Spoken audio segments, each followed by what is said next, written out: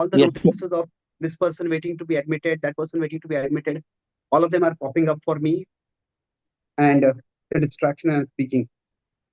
Or this person has left, this person has come. Hitesh, Just keep me the admin in the tablet.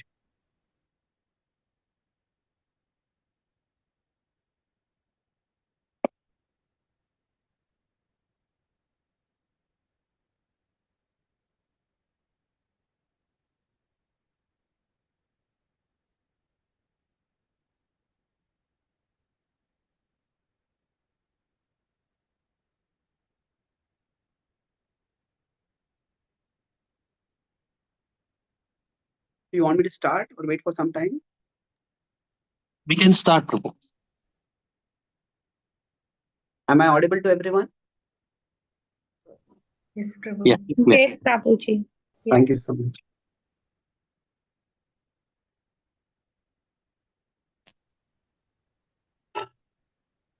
Om Jnanatimirandasya Jnanam Shalaakaya Chakshurunmilitam Yena Tasmai Shri Gurave Namaha. Nama Om Vishnu Padaya Vishnu Prishthaya Bhutale Srimate Bhakti Vedanta Swami Iti Namine. Namaste Saraswati Devi Gauravani Pracharine Nirvishesha Shunyavadi Paschatya Deshatarine Vancha Kalpataruyascha Kripa Sindhubhya eva cha Patitanam Pavanebhyo Vaishnavebhyo Namo Namaha. Jai Shri Krishna Chaitanya Prabhu Nityananda Shri Advaita Gadadhara Shrivasadi Gaura Vrinda. Hare Krishna Krishna Krishna Hare Hare Hare Rama Rama Rama Hare Hare.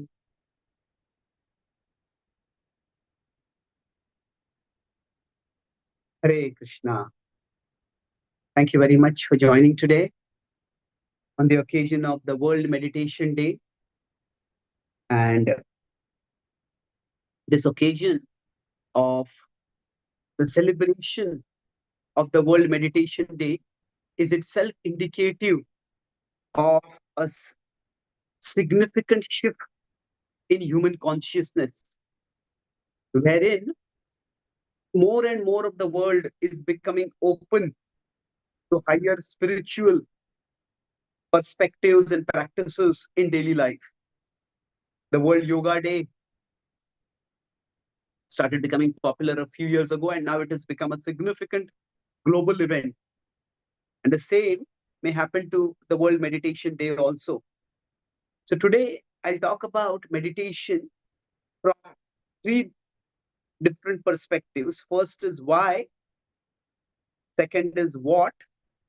So why is meditation necessary or desirable? Why is it becoming popular? Why celebrate a day as a meditation day? And then what exactly is meditation? Each group may give their own understanding of what is meditation.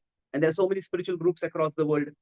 So there are some broad universal principles by which we can make sense of what is meditation.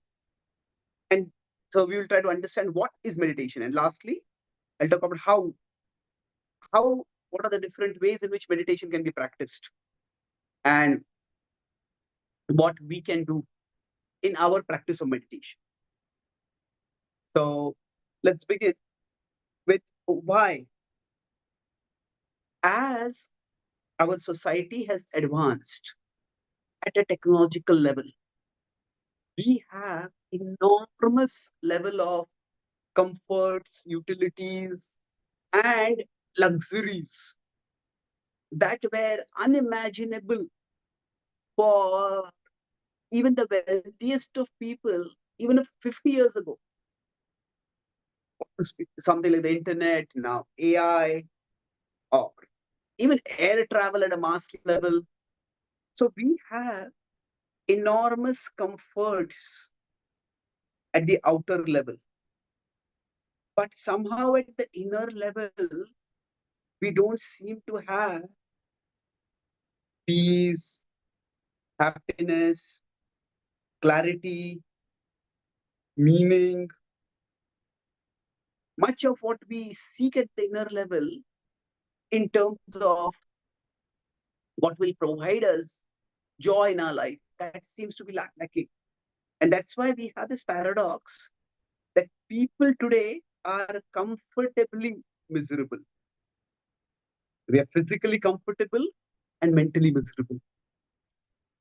And there are many efforts made to deal with this distress at the mental level. And many of those efforts to deal with mental distress have primarily focused on medical intervention, pharmacological intervention, where often this is seen as the problem of brain chemistry or brain physiology, and chemicals are taken. So America has been called as the Prozac nation, where people take in antidepressants and chemicals like Prozac to deal with mental health. That is sometimes necessary in difficult situations. So that's one approach. There's another approach which is more of a social approach. The, the idea is that people are lonely, relationships are becoming weaker. The foundation of society throughout recorded human history has been the family, and the family has been disintegrating. And because people are lonely and disconnected, that is also causing problems. And some people are seeking that we should have more social occasions, more social forums where people come together. Now, mental distress, there is also the meditational approach. We could say meditational, generically spiritual approach. But in the spiritual approach, there is meditation. So this is seen as a way of calming one's mind. And without going into specific scientific surveys, you can just Google and find a lot of surveys for this. But it does seem to have a significant effect, which is measurable in both terms. Measurable in terms of physiological parameters, and now increasingly in terms of neurological parameters. Physiological means people who meditate seem to have lower blood pressure, lesser stress levels, they feel more calm, they experience a greater sense of wellness. And even at the level of neuroscience, when brain imaging is done using cutting technology, it seems that people who meditate regularly have better overall, more robust brain structures. Their brain is wired in a more healthy way. But what has led to the upsurge of meditation is not just these more scientific parameters. It is more experiential parameters that people have experienced for themselves across the world. That meditation comes, that whatever they do, it may be ranging from deep breathing, some kind of mindfulness exercises, some kind of prayerful meditation according to one's tradition. It seems to calm them. It seems to give them some relief. That's why meditation is becoming more and more popular, more and more widespread. So, in terms of each, there is mindfulness, which involves meditation as an exercise, or some meditation exercise. Mindfulness can just be becoming more and more aware of our mind. So, mindfulness is seen as most secular.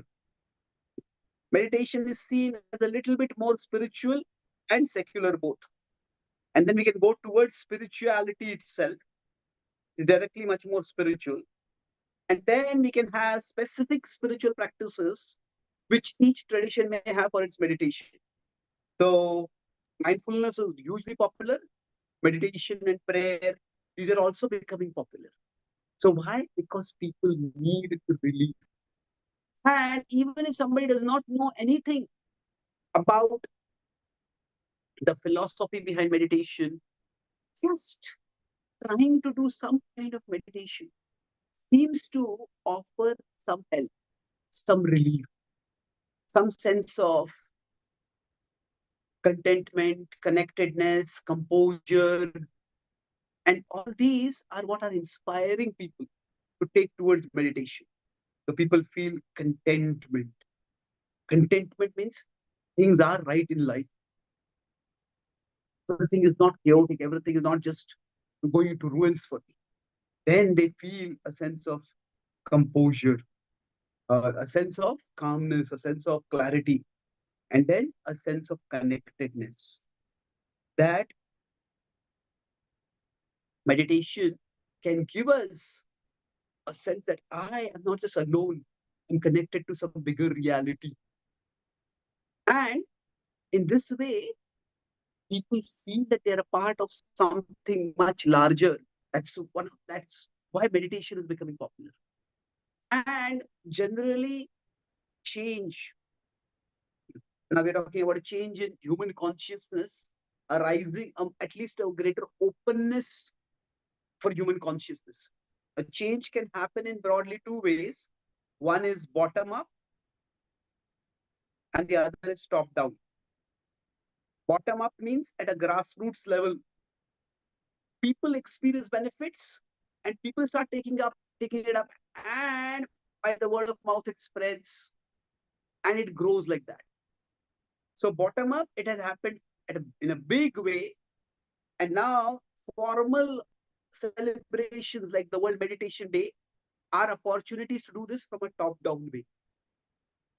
And when this is organized and formalized and celebrated at a national and transnational level through various countries and their governments, then the awareness spreads at a much, much greater level. So this is definitely an auspicious sign, and many, many more people across the world in millions will get greater relief from the emptiness and the distress that often haunts their minds. So now, after talking about why, let's move to what. So, what exactly is meditation? Can there even be an exact definition of meditation? So, meditation has two distinct aspects to it. One is the mode of thinking, and the second is it can refer to the object of thought. So, mode of thinking means that we think deeply, we think seriously. So, for example, if we get a job offer, which will require us to completely relocate our life, our family, our entire social circle from one part of the world to another part of the world. And at the same time, there are a lot of opportunities, there are a lot of challenges. So we may say that I have been meditating on your offer. So meditating sometimes refers to just deep thinking. So meditating can refer to the way we think about a subject. A meditation can also refer to the object of thought. So, for example, some people may say, meditate on your breath, how it is coming in, going out. Some people say, meditate on the light of a candle. Somebody say, meditate on some mantras.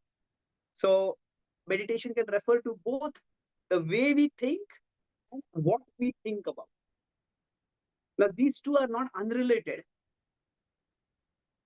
When the mode of think, when the object of thought is stable, then that can lead to the mode of thinking becoming steady. So, for example, if we are reading the stock market report, this share have gone up, this share have gone up, this share have gone down. Then when the object of thought is very unstable, the result of that is our mind tends to become unsteady. So if we are social media looking at breaking news, now it's very telling that the word used is breaking news. Now, the idea is that, okay, there is ignorance all over the world. This news has just happened, and through the ignorance, through the delay, we have broken through and we are telling you the news right now. as it is happening. So that's the connotation behind the word breaking news. But what happens is this breaking news, it can end up breaking our focus. It can end up breaking even our capacity to focus. Oh, this happened here, that happened there, that happened there. So when the object of thought is unstable, naturally our mode of thinking becomes unsteady. If we say, go to the Himalayas, we go to Rishikesh, and we are on the banks of the Ganga, and we are watching the Ganga coming, flowing. One side left, we see the Ganga is flowing down, down, down. Right, far as the eyes can see on both sides, we see the Ganga extending and is gently flowing. We look ahead and we see the towering Himalayan mountains.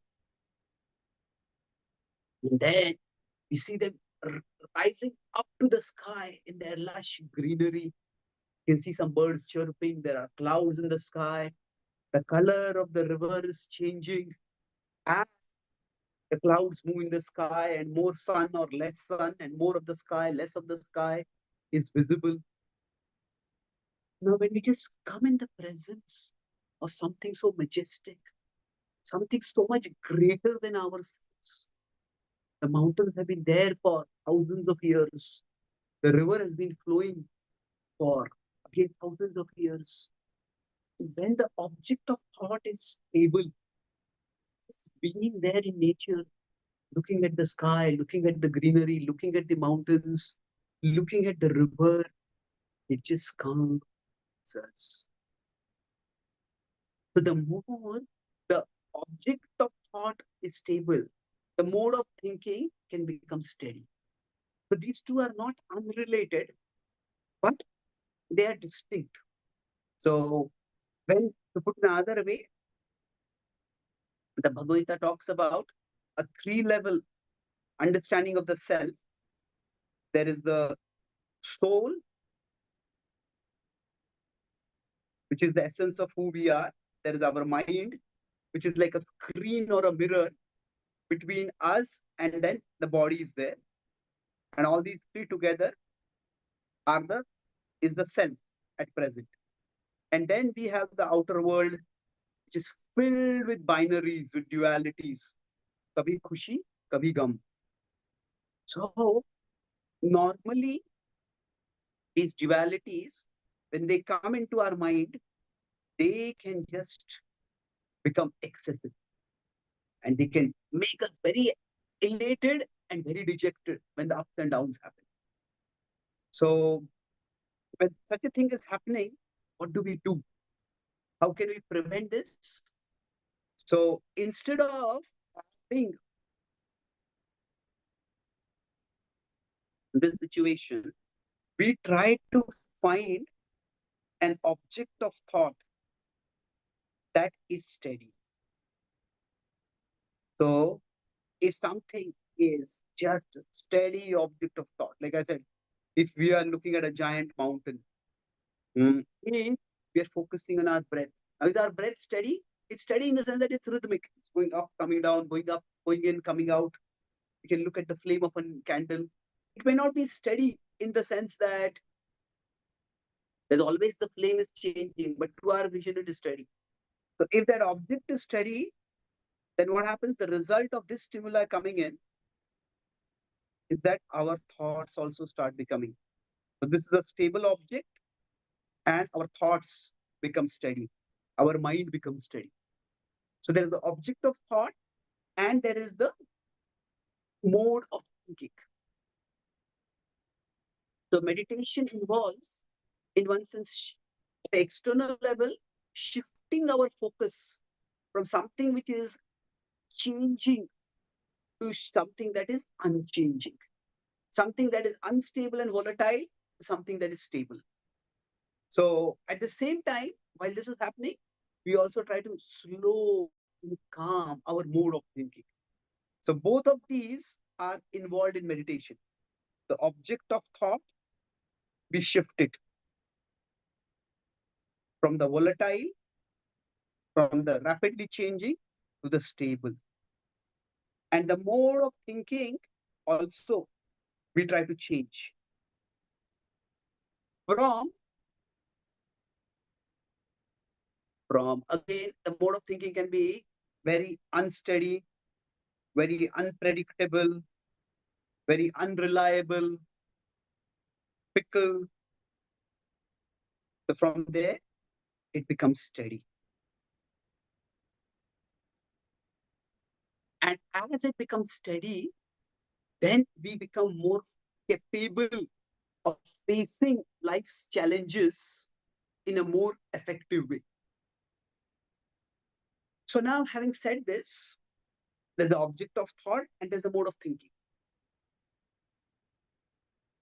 So, generally speaking, with respect to the specific activity of meditation, there is some understanding that there is our material reality that is there around us.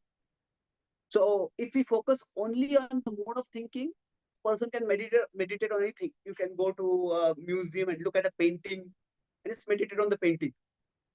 Sometimes somebody just starts reading a well-written book that can also help calm their mind. So anything that calms our mind can also be referred to as, oh, I'm meditating on this. That's one way of looking at it.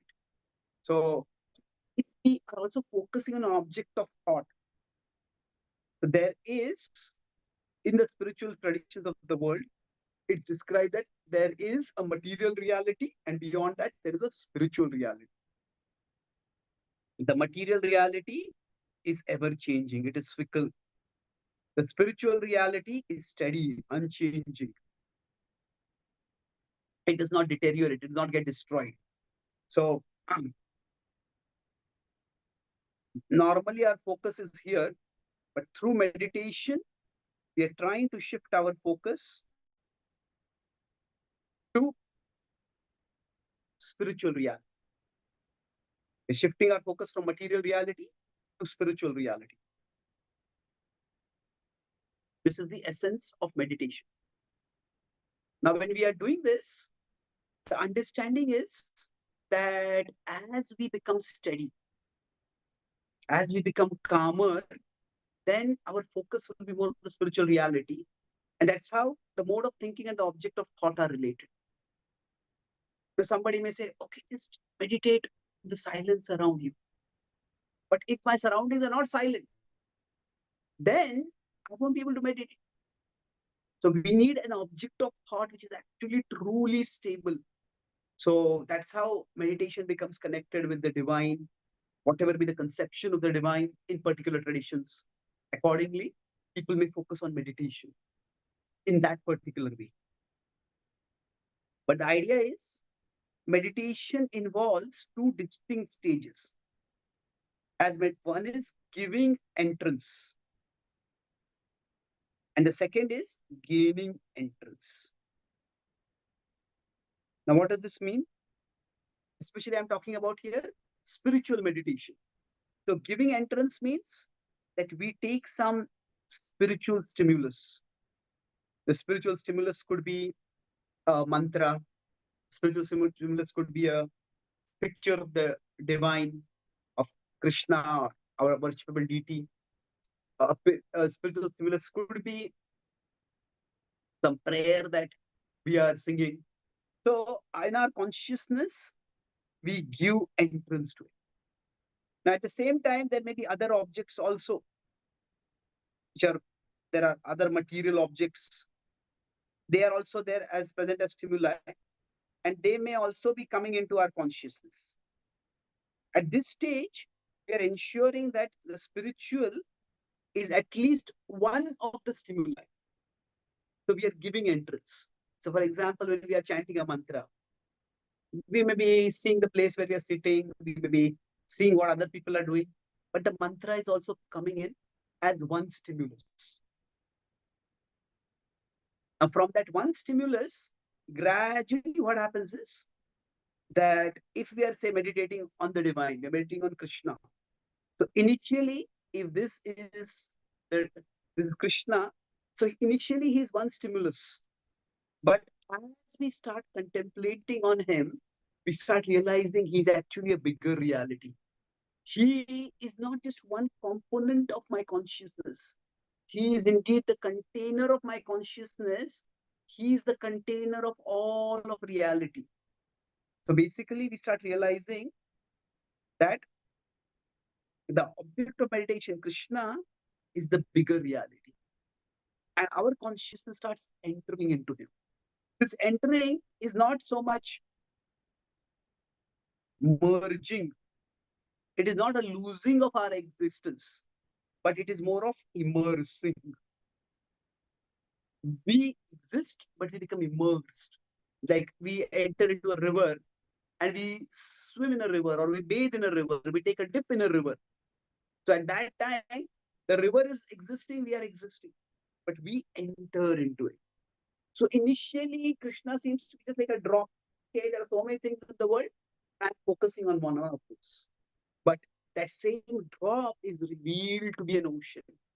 It is not that we are taking the drop into our consciousness. It's like the drop is revealed to be an ocean.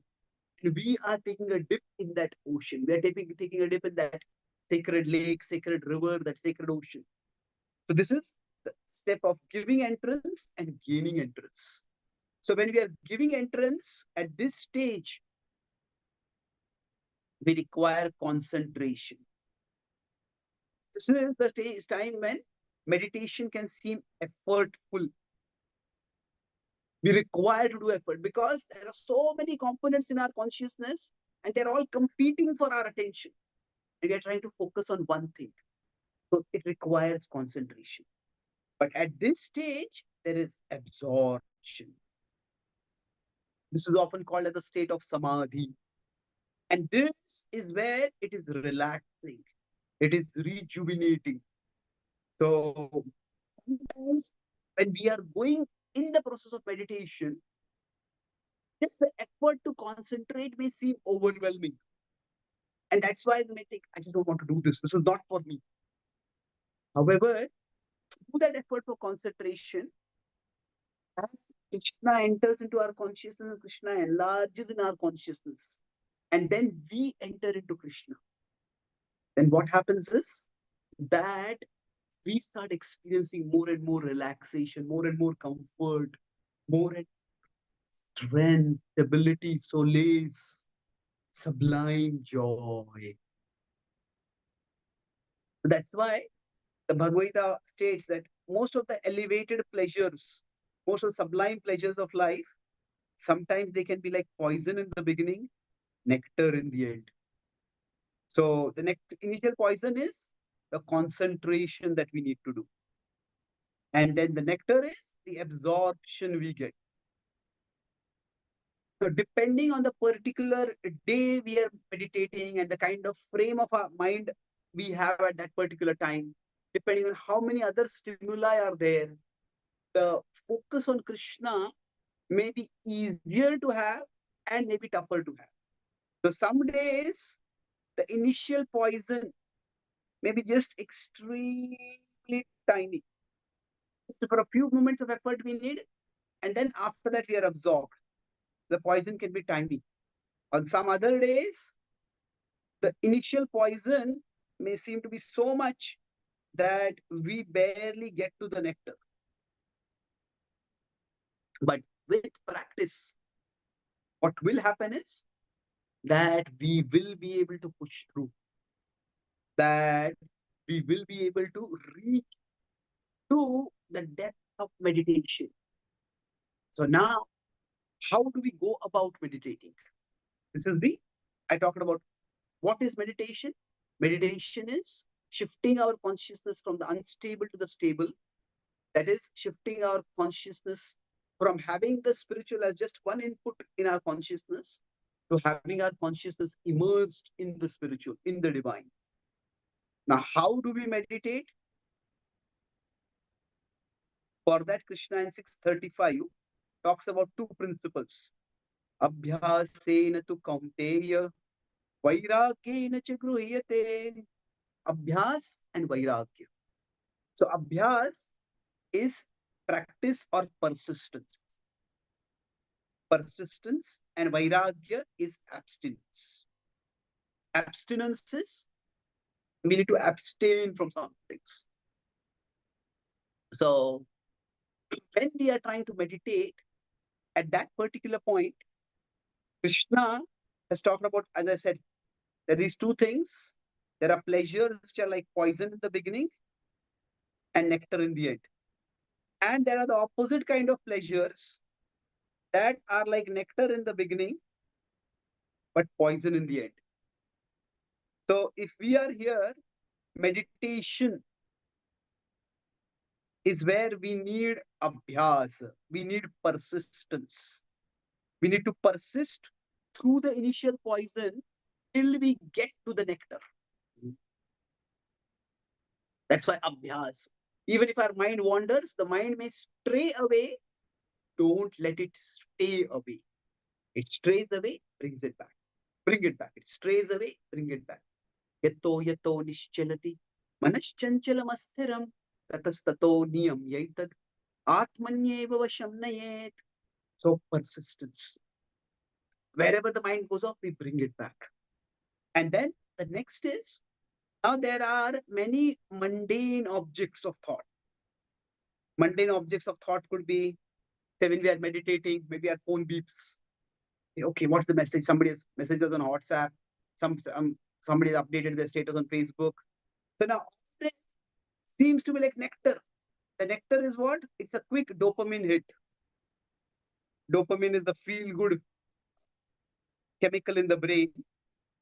And just discovering something new, something stimulating. Hey, what is this new photo? What is this new Insta reel? What is this new update? It's a dopamine hit. So that means a bit of initial nectar, but afterwards it's pointless. And sometimes we just spend time reading this, watching this, and surfing that. And what did I do in the last 1 hour? What did I really learn? It's, it feels so pointless and empty. So there will be the tendency to go toward that quick pleasure, toward that shortcut. So this is where we need abstinence. So persistence and abstinence. We persist in doing the shifting of our focus on that which is unchanging. And abstinence is we stay away from the things that seem to give quick pleasure, but they lead eventually to just pointlessness. There's nothing really substantial within it. And this is where mantra chanting can be extremely helpful. So mantras are special sounds. So as I said, there are many different ways we can meditate.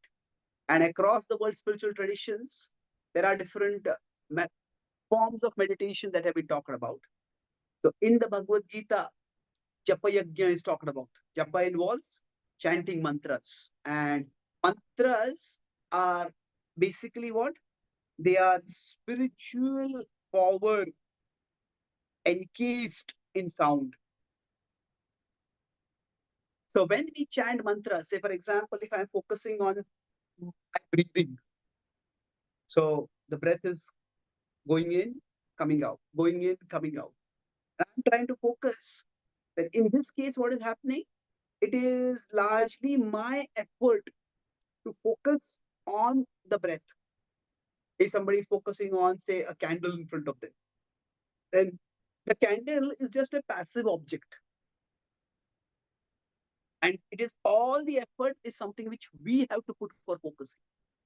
But in mantra chanting, so if I am here and this is the material reality from which I want to have abstinence, vairagya.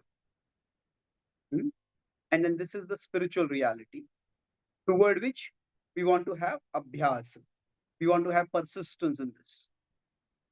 So now, if we are chanting mantras, and specifically mantras that are directed towards the divine, that are directly invocations of the divine, we are calling out Krishna's name. We are chanting the Hare Krishna mantra, for example.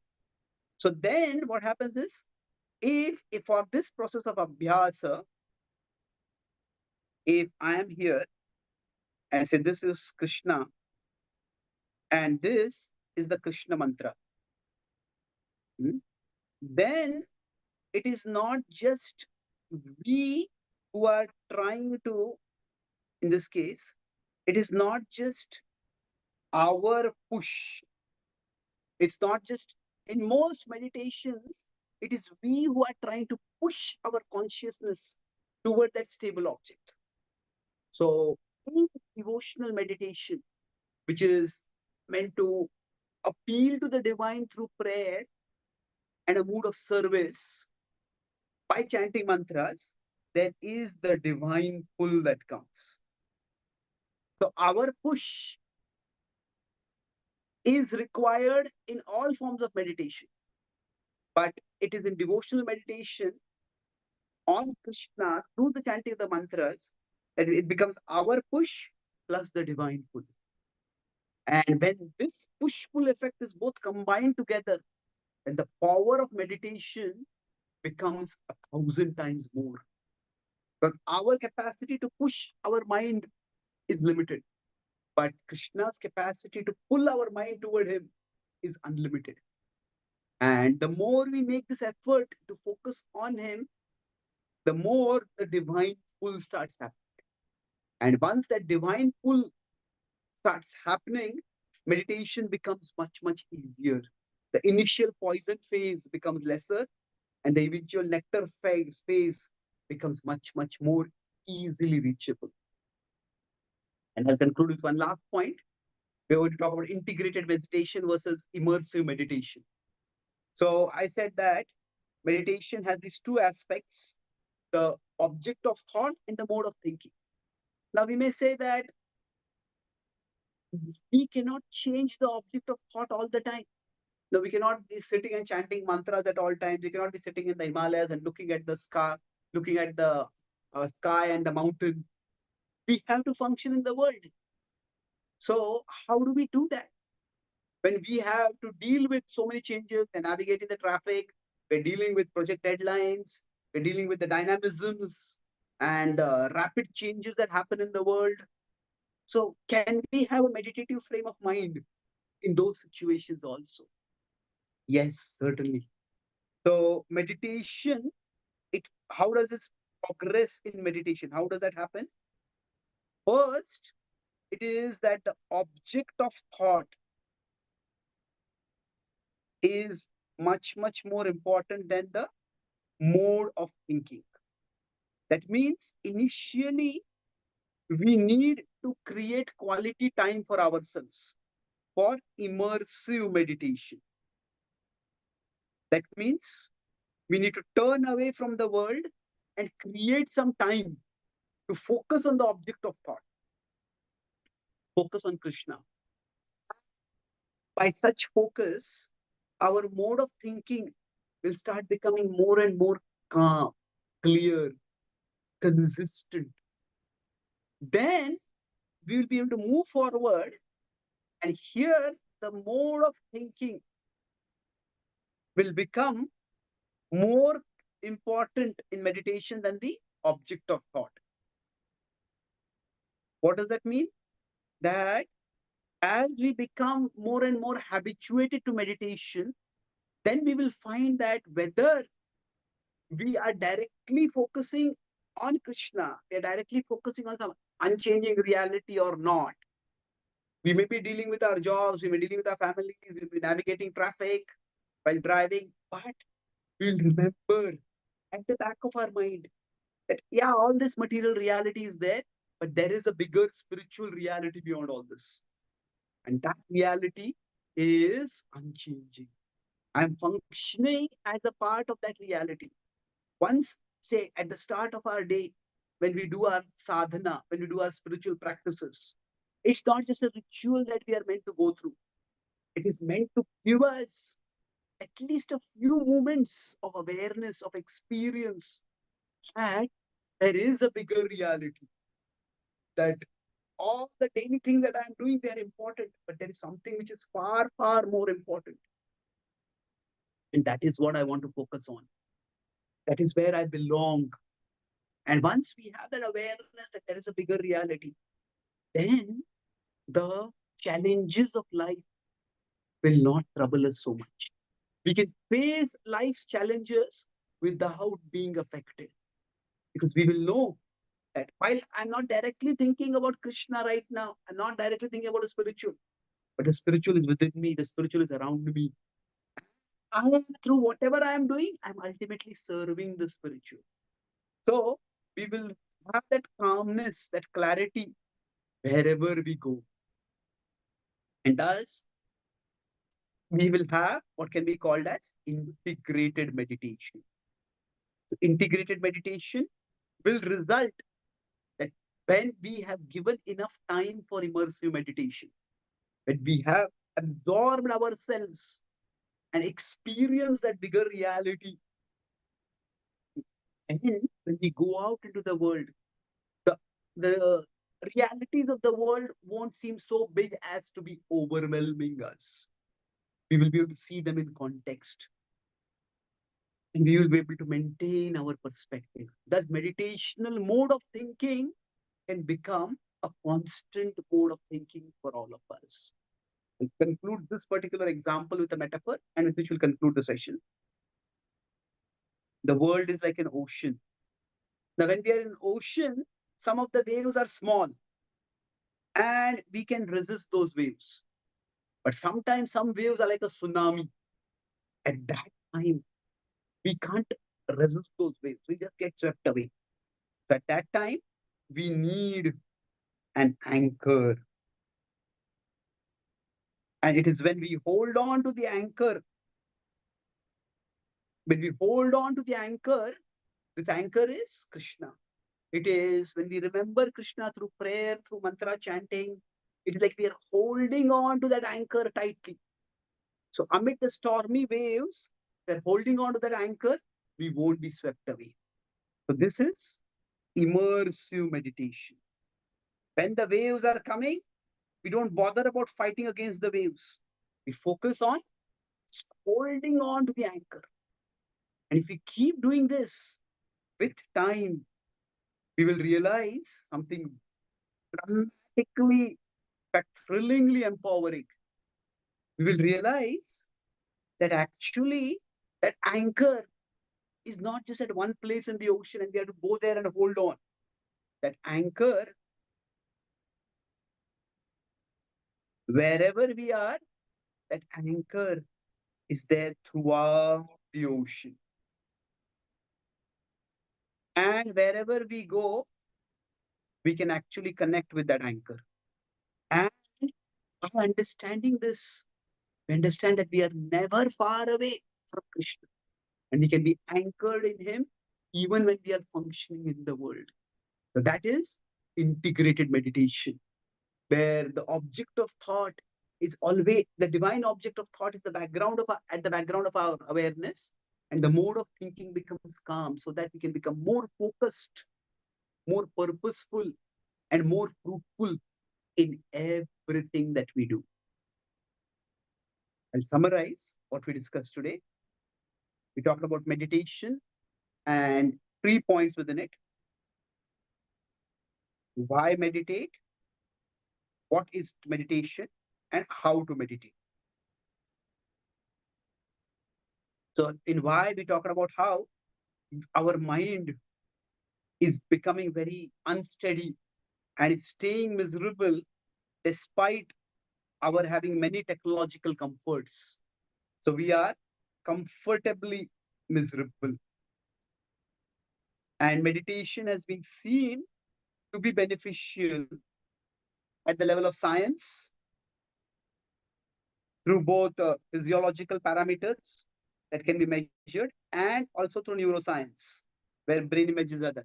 But much more important is the experience, where people see the effect in their daily lives, that meditation helps us. So then we discuss, when we talk about what is meditation, so meditation can have two distinct aspects. That is the mode of thinking. There's a meditative mode of thinking. I'm meditating on the subject. And there is the object of thought, that I am meditating. What am I meditating on? So generally, if the object of thought is steady, the mode of thinking will become stable. Hmm? So if the object of thought is stable, then the mode of thinking will become. If this is not changing, The mode of thinking will become steady. So that's why generally meditation begins with we focus on the object of thought and have something stable, which is unchanging. And generally, from the stability of the object of thought, we'll come towards the steady mode of thinking. And then I talk about meditation as involving two things. First is we have our consciousness and we have some spiritual stimulus, the object of meditation. That is one of the things in our consciousness. We are giving entrance to that object of meditation. But especially when it is a spiritual object of meditation, then what happens is that that object becomes revealed to be much, much greater. And when it is revealed to be much greater, then it is we who gain entrance. So giving entrance is concentration. That is often the phase of poison. So concentration requires effort, but an absorption is like nectar. So initially, the effortful phase has to be gone through, but eventually we'll come to the nectar phase. And how do we meditate?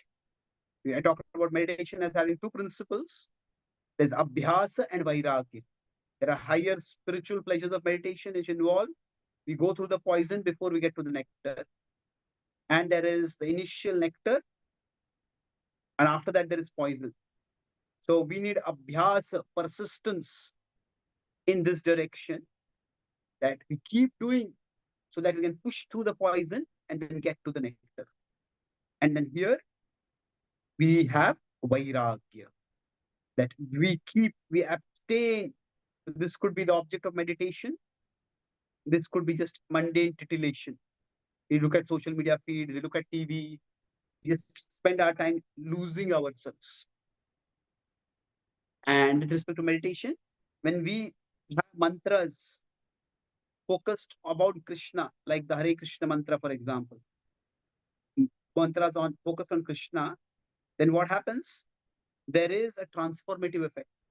All meditation involves our pull, our push. That is our effort.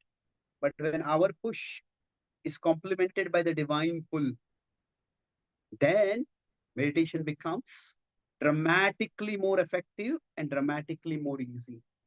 Thus, we all can empower ourselves with meditation. There is immersive meditation, where we need to take time out first, and then we will come to integrated meditation, where first the object of thought needs to be the important thing. We need to give time to focus on the divine, on Krishna. And after that, the mode of thinking will become natural for us. We'll see that Krishna, here we need to know that I need the anchor. The anchor, it's like go to the anchor at this stage. But then when the mode of thinking comes, realize at this stage, realize the anchor is with me wherever I go. And then we can hold on to that anchor in the background and thus have the meditative state of mind in everything that we do. Thank you very much. Hare Krishna. Are there any questions or comments?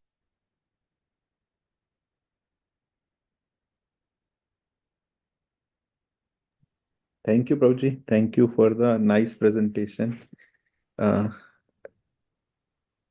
This was sort of provided very clear-cut why we chant and how we chant in a more scientific and graphical way.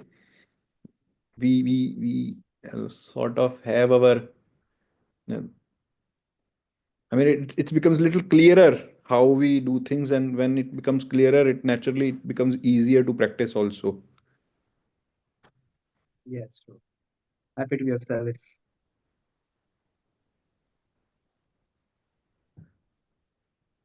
Let's pray on this day that we all can become more consistent, more persistent in our meditation, and that we can become immersed in Krishna, and that he can become a constant reality for us.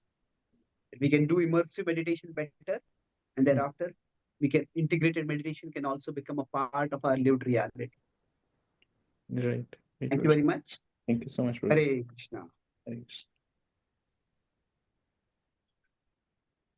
Hare Krishna Prabhuji, Dandavat Pranam. Dandavat. Prabhuji, you were talking about regarding change. You were talking about bottom up and top down. I couldn't get that. Could you just repeat it, please? Okay, by bottom up, what I meant was that individuals do the practice, but top down means those which are at the top of the social hierarchy, the social structures, they help in implementing the change. So, for example, now we may do yoga practices, we may practice bhakti yoga, we may do kirtans, we may do japa, but say if the government recommends that in schools, if say if a big organization like Intel or Google, they recommend, they provide facilities for people to meditate. They fund people to go on meditational retreats. So what happens is those who have power in society, when they take that and they implement it, that's a top-down approach. So when we say the World Meditation Day is being celebrated, so that's more like a from the top at the level of the United Nations, at the level of the Indian national government, at the level of many other countries' governments, a top-down approach is happening. Okay. There's one more question I noticed. Yes, Gokul Anand Chaitanya Prabhu. Hare Krishna, Prabhuji, Dandavat Pranam.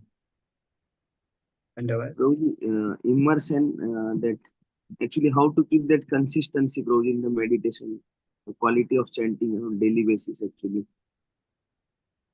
How can we like There are moments when we actually get immersive beyond the poison to the integrated? nectar. There are few moments in our life during our meditation when we'll get beyond the poison to the nectar. So we need to cherish those memories. The times when chanting really helped us to experience some higher reality, that we felt connected with Krishna, we felt strengthened, we felt empowered. So we try to remember those times. We try to meditate on those points, maybe note them down, put them in our own words, and let those memories sustain us. So generally speaking, when our basically we have two resources for pushing on. Either is my present experience, this feels so good that I will do it. But if the experience is not there, then I have to draw something either from my past or from my future. That is, from the past, this had felt good for me.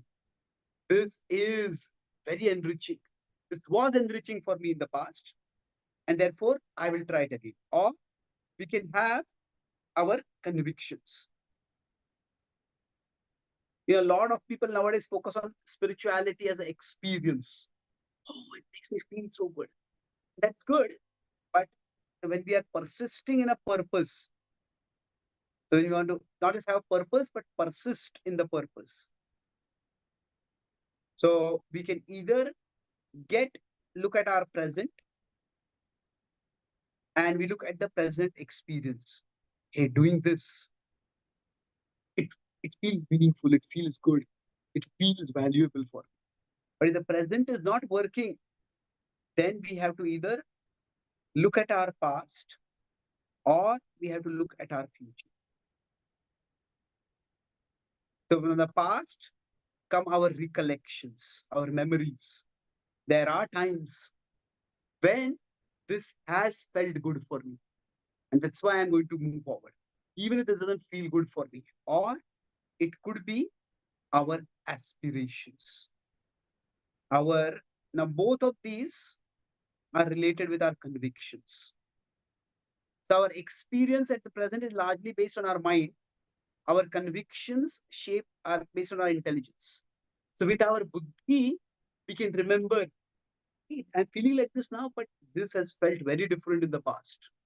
And I will focus on my recollections more than on my present experience right now. Similarly, we can focus on our aspirations. Somebody is, say, doing some serious exercise, some workout they're doing. It doesn't always feel good when they're doing the workout. but they have image. I want to become fitter. Maybe I want to participate in athletic competition. I want to do X, Y, Z. And when they keep that focus in mind, then they are able to push on. So now it is the buddhi that will remind us of the aspiration that we have, what we wish to achieve. So we can read the passages in our tradition about the meditative states of ecstasy that the great saints have experienced, that the sublime sense of joy that comes, the deep sense of meaning that comes through a very strong and sweet connection with Krishna. And that's how, by shifting our focus either to the past recollections or to the future aspirations, we can persist even when the present experience doesn't feel so enriching. Any other questions? Okay, Prabhuji. Thank you, Prabhuji. Hare Krishna. Yes, there's something. Vishakha's iPhone. Vishakha Mataji. Hare Krishna Prabhu, please accept my humble obeisances. All glories to Srila Prabhupada. Prabhu, I have a question regarding like how do I keep my mind stable, especially when I hear disturbing news like politics or whatever is happening worldwide, then I immediately get carried away. So I don't know how to keep myself stable at that certain times. Yes. So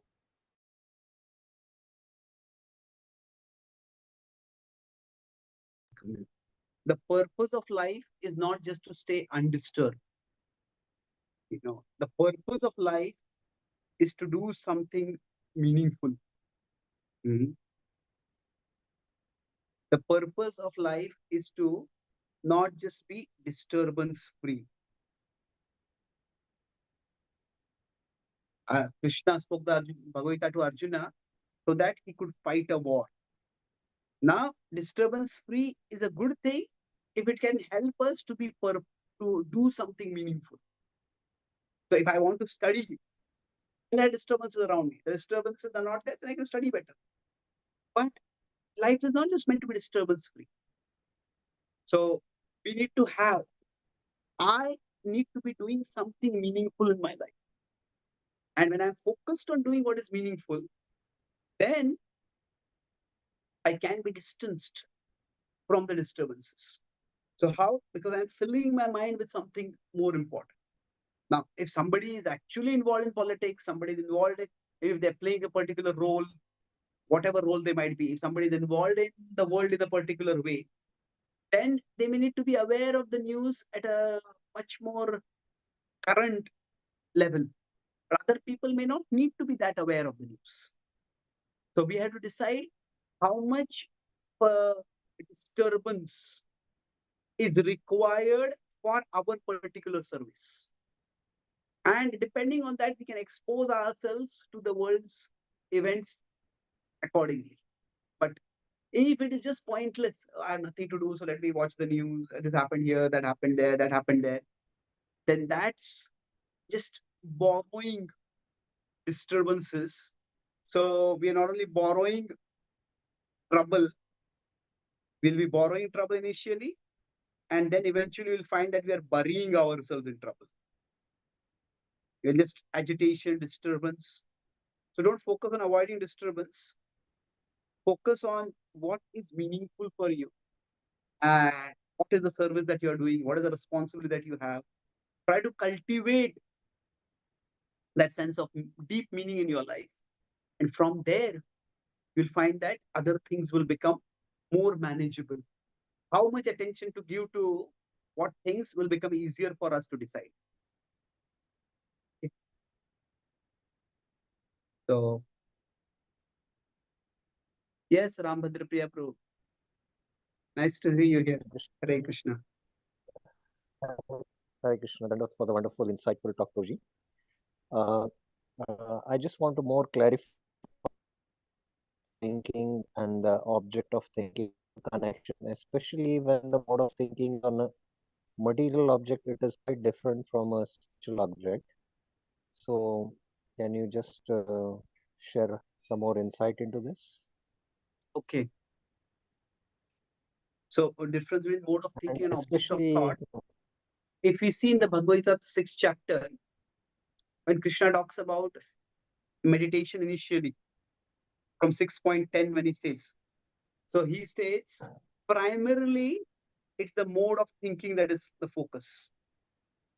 So he says that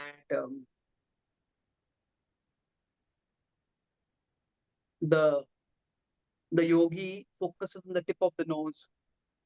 That so the object of thought is not a very significant thought. Or the 5.2720 Krishna says Ruvor Madhye, you focus on the eyebrows. So, but the idea at that time is just calm your mind. So yogi yunjit satatam atmanam rahasi sthita ekaki yata chittatma nirashira parigraha prashantatma vigata bhir brahmachari rute sthita. So all those we think, vigata bhir. So in the initial verses 6.10, 10, 11, 12, 13, 14, Krishna is not talking at all about the object of thought. But in 6.15, he talks about mat samstham adhigacchati. And the first time in that chapter where he refers to the object of thought as being he himself. Now in the evolved stage of bhakti, in 6.30, 31, he talks about yomam pashyati sarvatra sarvam cha mai pashyati. So the yogis, especially those who are going through the path of Ashtanga Yoga, may not know initially that the best or the highest object of meditation is Krishna. So they may start by having some focus on the tip of the nose or the space between the eyebrows. There is the Yoga Sutra talking about the asampragyat samadhi and sampragyat samadhi, wherein we have a tangible object that we focus on. So somebody will start with the mirror with a candle. Then as they close their eyes, then they may focus on the image of the candle rather than needing an external candle. So like that, there are objects of thought that are emphasized. And gradually, then they understand that the divine Vishnu is there in my heart, and then he becomes the object of thought. So that is a perfectional stage of meditation. Dhyana avasthi tadgatena manasa pashyanti yam yogino. So in one sense, when you talk about mode of thinking, it could rise from tamas to rajas to sattva. So somebody who is watching a movie, they might be in tamas or rajas. Tamas means they have nothing to do, and okay, they're not able to sleep. Let's be watching some movie. Somebody's in rajas, they are just looking for some sensual thing to excite themselves. Somebody who is a movie reviewer, say their job is to review a movie. Relatively speaking, they are more sattva. Okay, how is this character acting? How is the story unfolding? Hey, this point is not logical. This character has said that at a particular time. How have they forgotten this over here? So if you read many movie reviewers, then the amount of thought they are putting, it is quite a serious analysis sometimes which is done of the movies. So some reviewers are just doing it for the views. But my point is, you could have an object of thought like a movie also.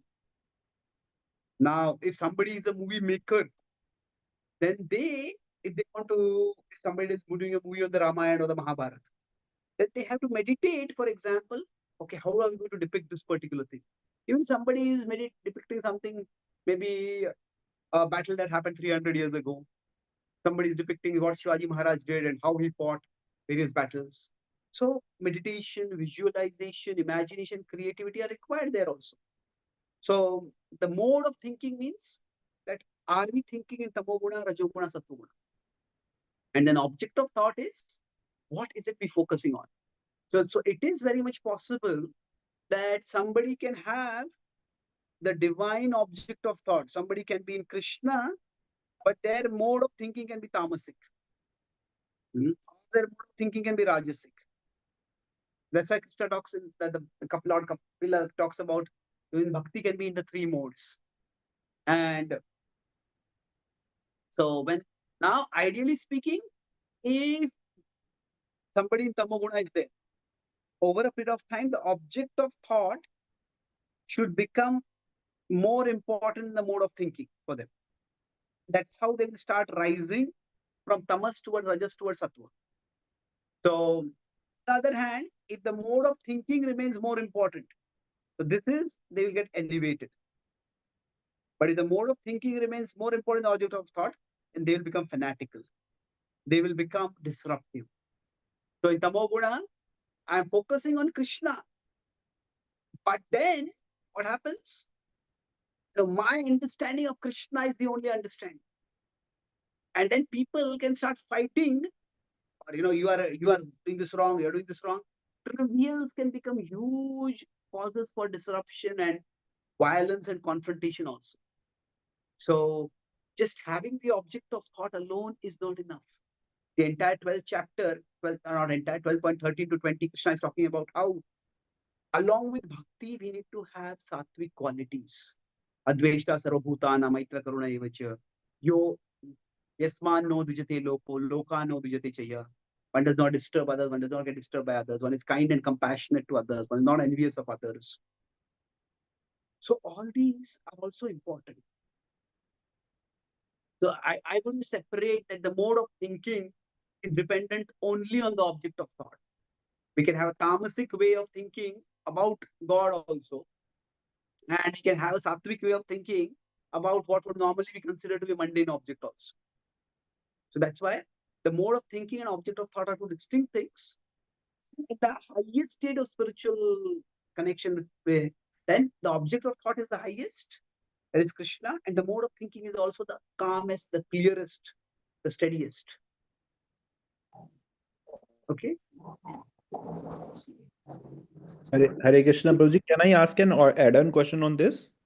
Yeah. Rambhadra, is the question answered? Yes, Prabhuji, yes.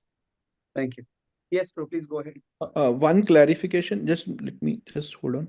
Prabhuji, you have said that if mode of thinking becomes the more important center, then the person gets elevated. But if only No, I'm saying that the object of thought becomes more important. then Then it is elevated. Okay. Yes. And in case of mode, so it is said about the gopis, Gopya Kama. Yeah. The gopis, they came out of Kama, but over a period of time, from their Kama, their focus shifted to Krishna. Yes. Okay. Now, and that's how their bhakti became Anukul.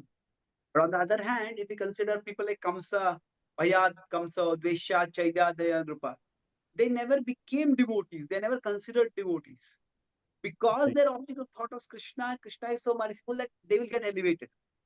But they don't become models of devotion.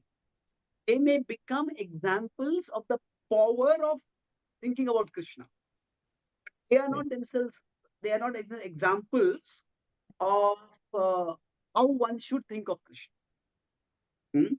So, Krishna's existence, everyone has a purpose. Even if their purpose is to be a bad example. So, that's why the gopis, from their karma, they shifted to Krishna. And that's why they are considered a good example. Whatever.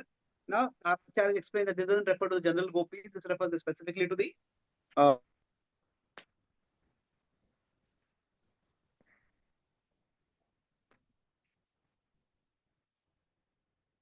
your voice has cut off.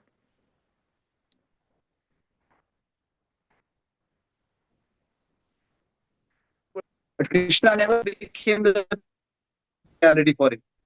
His fear only remained the bigger reality. So that's a bad example.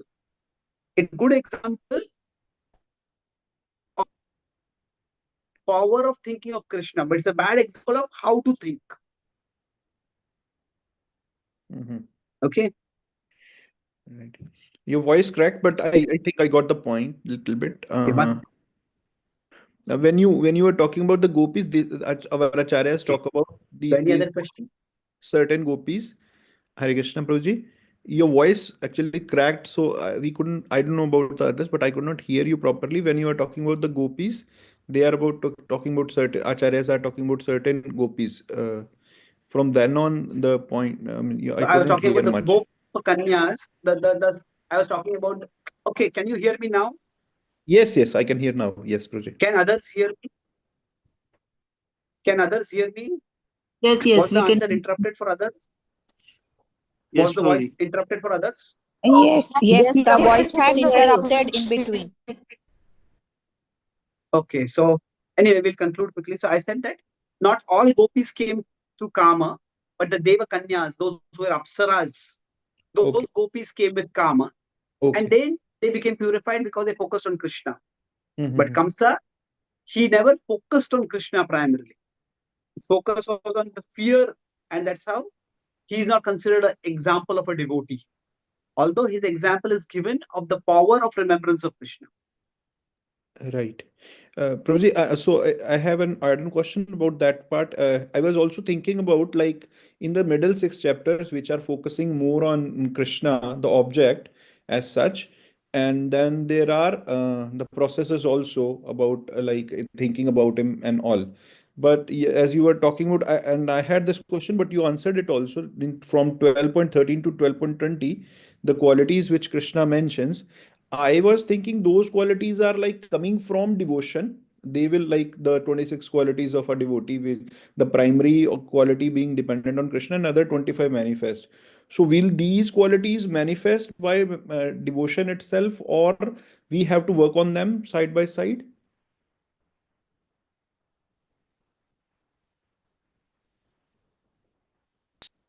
That's not the implication. Arjuna was a devotee, but when Arjuna needed to fight the Mahabharata war, he went to the Himalayas, performed tapasya, so that he could get the resources. In his case, it was the weapons.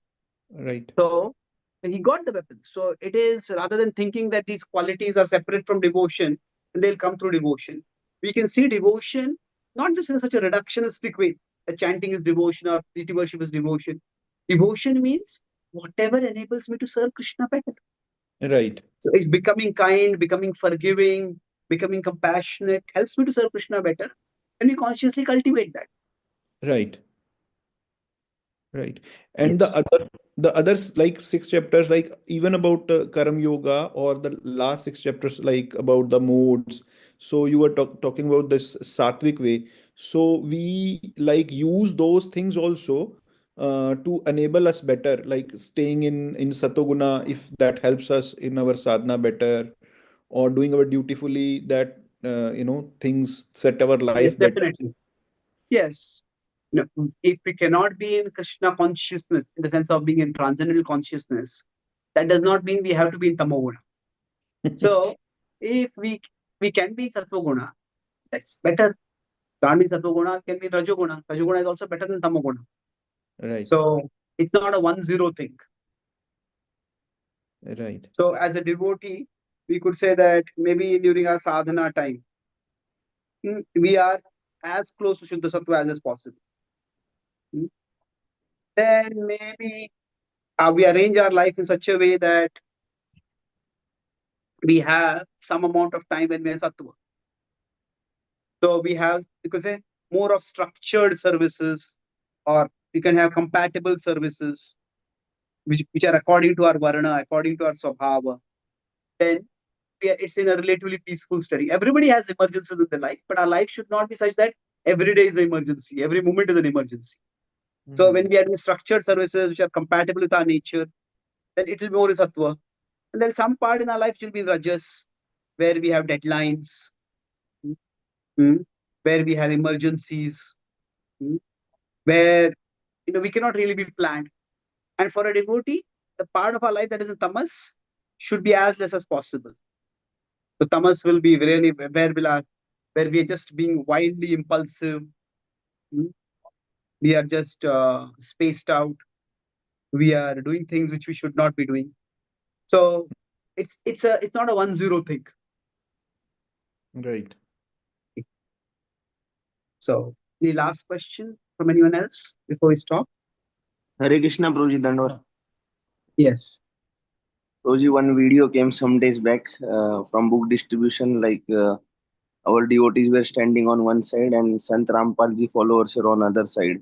So they were debating where is Hare Krishna Mahamantra mentioned in Bhagavad Gita.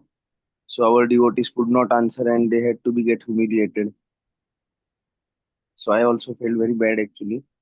Devotees were quoting from Bhagavatam and Kali Santra Upanishad, but Then they told no, it's not mentioned here. Like Japa Yagya is there 10.25, but then like how to convince such people if such instances come with us in our book distribution? Like where is the Mahamantra mentioned and all? From Bhagavad Gita they ask. So how to answer them, Prabhuji? Yes. So we have to understand that mm, the Bhagavad Gita is only a small part of what we teach in Krishna consciousness. So Bhagavad Gita doesn't mention Chaitanya Mahaprabhu. Bhagavad Gita doesn't mention Krishna's Vrindavan pastimes. So the Gita is there, and if you say Krishna consciousness, in one sense, the Gita and Krishna consciousness, there is some intersection. But the Gita is focused on Karma Yoga, the Gita is focused on Gyan Yoga. That is not directly Krishna conscious. We can connect them with Krishna, but Krishna is not hardly mentions himself as the object of meditation in the first 6 chapters or last 6 chapters. So we have to be clear that the Gita is spoken for a particular purpose. So the purpose is as a guide for decision making. So the Gita is spoken as a guide for decision making, and that's why practically the specifics of no path are mentioned in the Bhagavad Gita. What to speak of Hare Krishna Mahamantra, there is practically no reference for deity worship. There is no reference for exactly what kind of foods we can offer to Krishna. And it is not just about bhakti. So when you talk, it's a guide for decision making, and therefore it's focuses on principles. It's the analysis of various paths in terms of principles. If you go into specifics, there are no specifics, not just of bhakti yoga. What are the specifics of Gyan Yoga that are given? What are the specifics of Dhyan Yoga that are given? Let's say Dhyan Yoga, Krishna talks about, okay, go to a secluded place. But the specific breakdown, Yam, Niyam, Asan, Pranayam, we can say this verse refers to this. It's not specific. So, in general, specifics about nothing are given in the Bhagavad Gita. So, it's not a deficiency. Every book has a particular purpose. So, Arjuna lived in a culture where many of the basics were known. Arjuna did not need to know which mantra to chant. Arjuna needed to know which path to follow. His question was not how to practice Bhakti Yoga or practice even Karma Yoga. It was what should I do? So Krishna is giving a focused answer. And we should not feel embarrassed just because the Bhagavad Gita is not speaking about the Hare Krishna Mahamantra. Bhagavad Gita is talking about japa, the Bhagavad Gita is talking about Satatam Kirtayanto Mam, always glorify me. So we should not feel embarrassed about that. At the same time, we should not be falsely saying that the Gita is teaching Krishna consciousness in all its details. So the Gita doesn't tell us if you're doing deity worship, okay, how many times we should be moving the diya. So there's a vast tradition. We don't have to reduce the tradition to one book, and we don't have to fragment the tradition from that one book.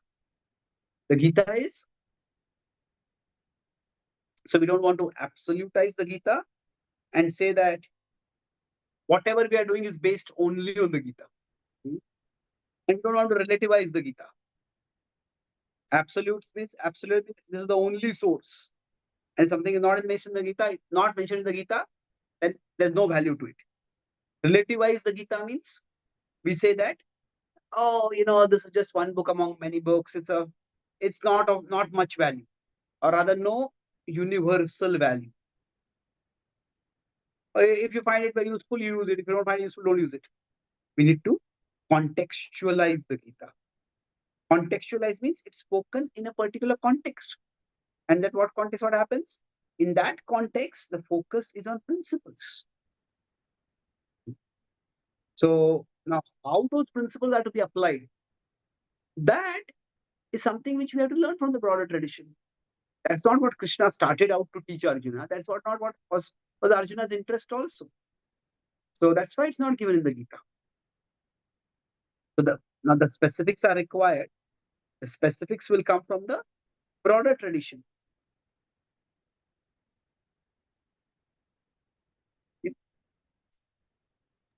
So you can send me send in this WhatsApp group the link of the video. Maybe I'll look at it and I'll prepare a separate video responding to it also. Yes, Proji. Proji, one more question can I ask last related to Bhagavad Gita only? Hare Krishna. Pranmay Vigyanmay course actually one devotee asked me, but I could not answer properly. From 13th chapter is there, na? Pranmay course. Well, there is no reference to the koshas in the Bhagavad Gita. Little bit So, given there. so it is not given at all actually. There are in the commentaries people have talked about it, and so what is the exact question? Hare Krishna. That Annamay, Pranmay course. I forgot Proji, like many No, months back. so what is your question about the koshas? What are the koshas, or what is the question exactly? No, first the Jiva thinks only for his belly, then he has to rise up. So Okay, that so are this is a general that- question. It got nothing to do with meditation. Let's talk about it separately sometime. Prabhuji, my question is there. Hare Krishna. Prabhuji. Okay. So I think let us stop here. You had a lot of Prabhuji. questions. So, okay, Suraj Prabhu, you have a question? Let's finish with yours. You've Yes, been raising your hand for a long Prabhuji. time. Yes, Prabhuji. Your voice is Hare very Krishna, Prabhuji. faint. You have to speak a little loudly. Yes, Prabhuji. Prabhuji, can you hear me? Hare Krishna, Speak a little Prabhuji. loudly, please. Hare Krishna, Prabhuji. Yeah, now Prabhuji, it is clear. yes, Prabhuji. I have heard that effective chanting involves both hearing and visualization also. I am trying that visualization of Krishna's pastimes and that, but I can't do after 2-3 rounds that visualization, and my mind doing planning for the days because I am preparing for my exams and that. So I can't focus on that visualization while doing chanting. Just I am thinking about my planning or the ahead of the planning of the days. I also sometimes past my mistakes also. So I want to do chanting very effectively, Prabhuji. Please guide me. Each of us has our own mind. And our mind is like our child. Nobody can tell you how to raise your child. That's why nobody can tell you how to manage your mind. You have to develop a relationship with your mind by which you can make the mind work with you. So try to see, okay, visualization not working. What is working? So, don't outsource the responsibility for managing your mind to anyone else.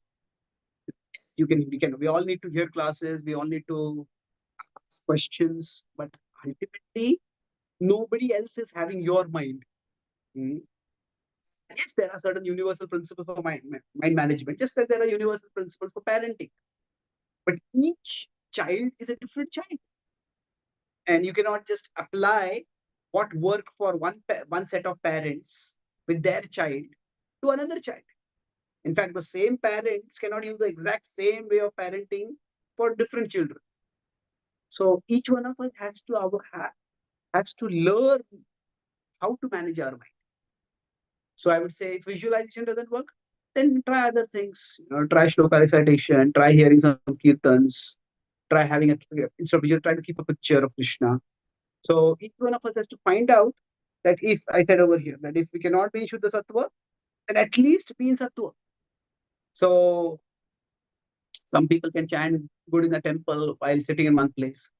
But while sitting in one place, if you're going to sleep, and instead of being Shuddha Sattva, we're going in Tamas. Then, okay, then stand up, then go for a walk in the morning. Some people can actually, while walking, their chanting may be better than while somebody is sitting and sleeping. So now when you're going for a walk, of course, if you go in a crowded street and are walking, that's not good. But each one of us has to observe what works with our mind. And then we learn. So it is, so for our improving our chanting, I think let's conclude with this. There are 3 things. It has to be a continuous learning process. We learn about our mind. Okay, my mind gets agitated before chanting. If I watch this or read this or I do this, I feel pacified. If I do this, I feel agitated. We learn about our mind.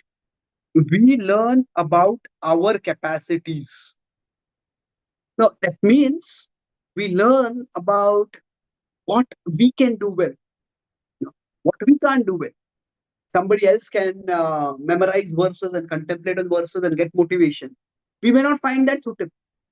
So we learn about what. So it's like each parent has to decide, what can I do with my child? Some parents may yell at their children. Some parents may decide, I can't yell at my child. Some parents may be more harsh. Some parents may need to be more. It's not just in me to be so harsh. So our capacity is more like the parents' capacity. So, and then we have to see our Krishna stimuli, our Uddipan. What is it that for us attracts us toward Krishna? So when we understand these things, so when we are approaching our mind, I prefer the word mind management, because mind management, it's not about control, it's about curiosity. If you are going to manage a team, if you are going to even manage one employee who is maybe an assistant, then it's not about just controlling, do this, do this, do this, do this, do this. It's about, we have to be a curiosity. Okay, what are you good at? What can you do well? What is becoming too much of a burden for you?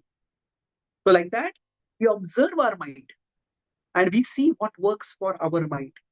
And based on that, we function. Thank you very much. Shrimad Bhagavad Gita ki jai. Srila Prabhupada ki jai. Gaura Bhakta Vrinda ki jai. Jai. Thank you. Jai, Prabhuji. Thank you, Gaura Prabhu. Vrinda. Hare Krishna, Prabhu. That was Hare Krishna. Thank you. Thank you, Guruji. Thank you. Thank you, Hare Krishna.